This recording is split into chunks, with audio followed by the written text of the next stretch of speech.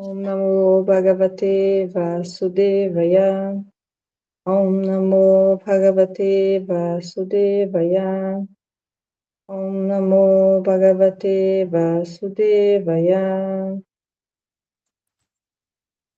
Srimad Bhagavatam, canto 1, capítulo 7. O filho de Drona é castigado. Verso 39. Este homem é um assassino e matador de teus próprios membros familiares. Não apenas isso, mas ele também desagradou seu mestre. Ele não é nada mais do que a escória de sua família. Mata-o sem demora. Verso 40.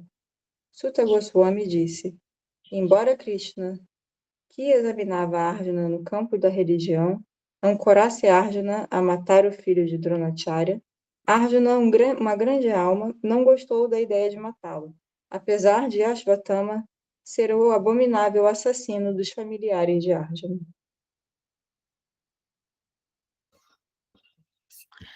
Tem que ler 2 vezes, Rosa. Verso 39. Este homem é um assassino e matador de teus próprios membros familiares. Não apenas isso, mas ele também desagradou seu mestre. Ele não é nada mais do que a escória de sua família. Mata-o sem demora. Verso 40. Sutta Goswami disse: embora Krishna, que examinava Arjuna no campo de religião, ancorasse Arjuna a matar o filho de Dronacharya, Arjuna, uma grande alma, não gostou da ideia de matá-lo, apesar de Ashvatthama ser o abominável assassino dos familiares de Arjuna.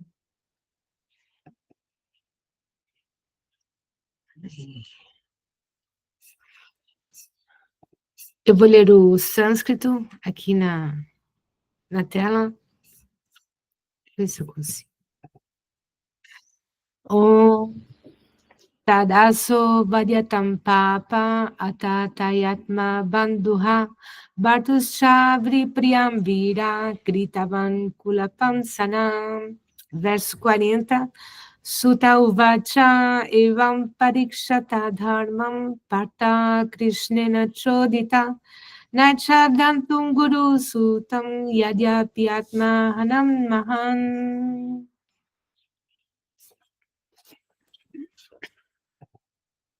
Então, eu vou fazer uma pequena dissertação. Obrigado, Rosa. Om Agyana Timirandasya Gyananjana Shalakaya Shaksurun Milita Mina Tasmai Shri Gurave Namaha. Om Hare Krishna, Krishna Krishna, Hare Hare, Hare Rama, Rama Rama, Hare Hare. Então, nós temos que entender uma coisa muito importante, que é da cultura védica, porque o Srimad Bhagavatam, todas essas histórias, todos esses relatos, acontecimentos, eles acontecem numa época histórica que predomina, que é a cultura védica, nessa terra que na antiguidade não era a Índia, era toda uma região imensa, se chamava Bharatvarsha, Bharat, por causa do grande imperador Bharat. Varsha é região. Então, o nome Índia é o que se chama atualmente, né, depois da conquista, teve a invasão, né, dos ingleses, dos muçulmanos, dos árabes, e depois, então, foi dado o nome de Índia, mas na antiguidade era Bharatvarsha. E essa cultura, ela é baseada nos princípios espirituais, no conceito espiritual que somos atmas, as centelhas divinas eternas, e esse corpo é temporário, é uma personagem. E vocês veem a prova disso, é muito evidente aqui. A cultura, quer dizer, a Índia hoje em dia, né, se você vai para a Índia, ela é ainda viva, a cultura védica. Claro que não é como antigamente, né, está muito apagada, mas ainda as bases da cultura védica, elas existem ainda na cultura da Índia, e ela é preservada ainda. E enquanto que as outras culturas do mundo, que eram baseadas somente na identificação com o corpo, com uma raça específica, com um país, um local específico, elas desapareceram. E a cultura védica, ela é baseada, ela é fundada, é enraizada na concepção espiritual mais elevada, né, que o ser ela é uma alma espiritual, um princípio divino eterno, uma centelha divina eterna. Então,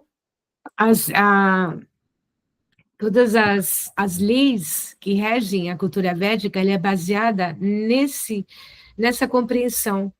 Então, como existe essa compreensão que a vida humana, né, a vida temporária, ela é feita para a evolução, para a maturação das almas, para purificarmos o karma, que é essa cadeia de ações e reações que nós acumulamos vida após vida, e para eliminar esse karma ruim e podermos estabelecer cada vez mais limpos, né, dessas reações que colam na pele da gente por causa de ações realmente más, ou ações na ignorância, tanto em vidas passadas quanto nessa vida, para nos aliviarmos, né, ficarmos cada vez mais leve, cada vez mais situados no modo da bondade, para podermos entrar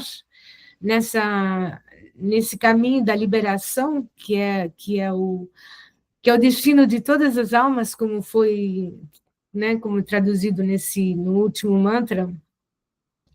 Então, há uma necessidade muito importante de que as leis sejam feitas para beneficiar a alma e não o personagem. Então, no caso de ter que Krishna mandando Arjuna assassinar esse assassino das crianças, né?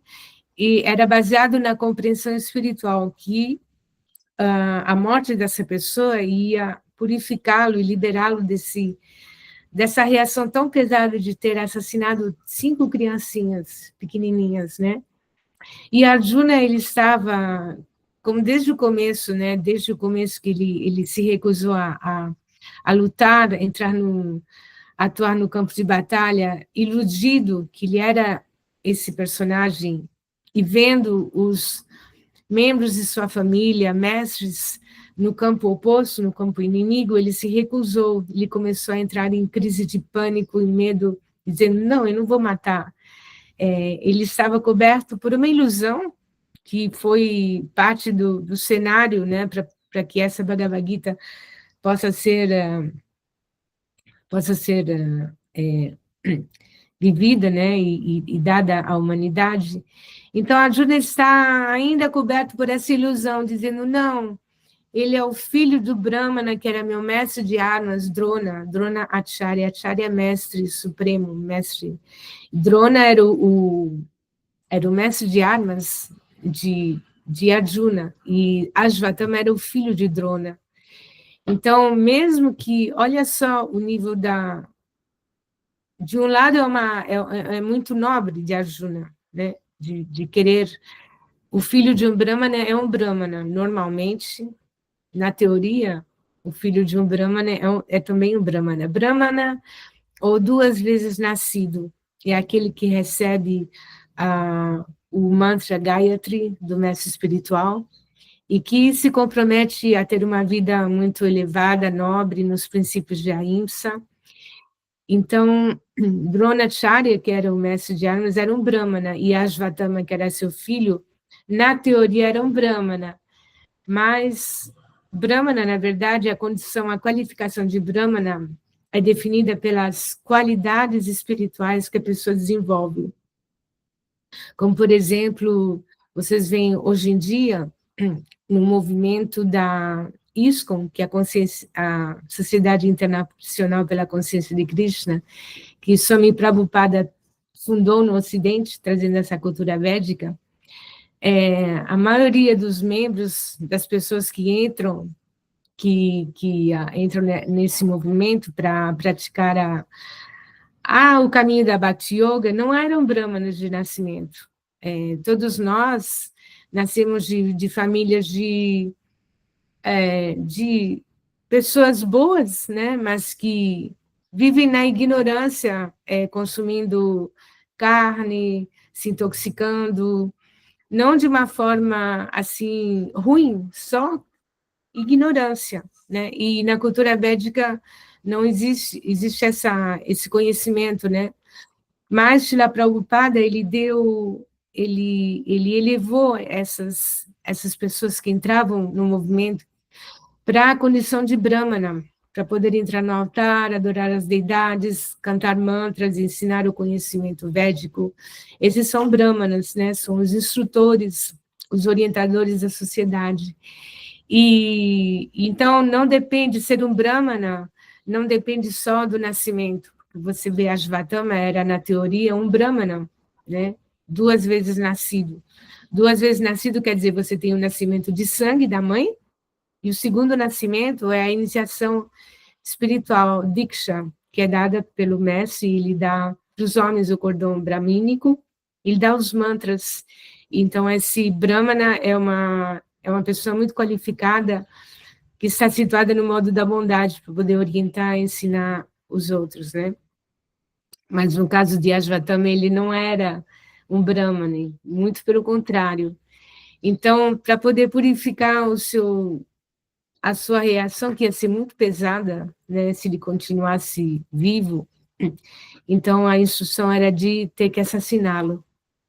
Porque, só repetindo mais uma vez, a meta da vida humana é poder maturar, despertar para nossa verdadeira identidade e poder se libertar do ciclo eterno de renascimentos e mortes.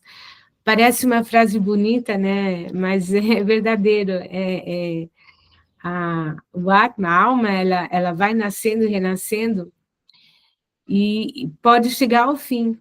Tem como chegar ao fim, o fim do ciclo de samsara e poder transcender, despertar na transcendência. É como nós estamos dormindo num sonho, né?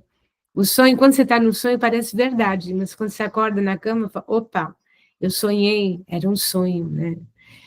E o sonho, assim, tudo é possível no sonho. E quando você acorda você vê a realidade, você vê que tudo isso era uma ilusão, né? Então, para a gente poder despertar desse sonho, a gente tem que estar livre de todo esse peso, essa carga do nosso karma que a gente vem carregando vida após vida. Então, as leis da cultura védica, né, as leis são, assim, às vezes são muito severas, mas para o bem do indivíduo, né, para o bem do ser, porque eles levam em consideração esse samsara, né? As leis no Ocidente, elas só levam em consideração a pessoa em vida, uma só, uma vida só, mas na cultura védica se leva em consideração todo, né, todo esse ciclo de samsara. Então, para poder aliviar a pessoa desse karma pesado, então existe a pena de morte. E no caso de Ashvatthama, era essa a intenção, né? Então, Arjuna, ele está sob a influência dos sentimentos, né, identificados com o corpo, e, ao mesmo tempo, ele, como um Brahmana, ele não é Brahmana, ele é Kshatriya, mas ele tem a nobreza também de um Brahmana, né? Ele é muito nobre, ele era uma pessoa extremamente elevada, e ele ficou, assim, com uma falsa compaixão, né, por esse assassino, porque a verdadeira compaixão ela é baseada justamente no fato de que somos almas. E essa verdadeira compaixão, querer liberar alguém da ignorância e despertá-la como alma, essa é a verdadeira compaixão, e não só considerar o corpo, né? Então, quando nós nos tornamos, despertamos para o verdadeiro conhecimento e realizamos esse conhecimento, que nós somos almas, então nossa compaixão passa a ser também com essa visão, essa compreensão que todos todos os seres que nós vemos ao nosso redor, que sejam plantas, animais, seres humanos, pobres, ricos, negros, brancos, amarelos, de qualquer religião, são todas almas condicionadas, sofrendo, tendo que adoecer, envelhecer, abandonar o corpo e renascer. Então, a verdadeira compaixão é baseada nesse conhecimento, nessa compreensão. Então, qualquer profissão que você tenha, não importa qual profissão você tenha, né? Você pode ser trabalhar, não importa onde, mas se você tem essa consciência, você vai levar esse olhar para onde você está, né? Não importa que meio social, que lugar você está, você vai levar essa compreensão e sua relação com os outros vai ser de uma forma diferente, porque você vai olhar todos como pacientes numa clínica que estão sofrendo tanto quanto nós, né? Nós, quando estamos condicionados, nós sofremos muito, e mais a gente é lúcido, mais a gente sofre, querendo se libertar e querendo libertar os outros. Esse é um sentimento saudável de alguém que está despertando, né? Então, a nossa liberação depende de liberar os outros. Então, podendo dar conhecimento, que é a forma mais elevada de liberação, mas também pode ajudar os outros de outra forma, né? Cada um no seu nível. Então, essa é a mensagem para hoje, que a liberação do karma pesado, a mais elevada, depende da visão transcendental que nós temos do outro ser, e não só da visão sentimental. Então, eu vou parar por aqui. Muito obrigada pela atenção de vocês todos. Hare Krishna, Krishna Krishna, Hare Hare, Hare Rama, Rama Rama, Hare Hare. Ó energia suprema, amor divina, ó Mahamantra, libertador do ser, desperta-me, eleva-me, envolve-me, protege-me. Hare Krishna.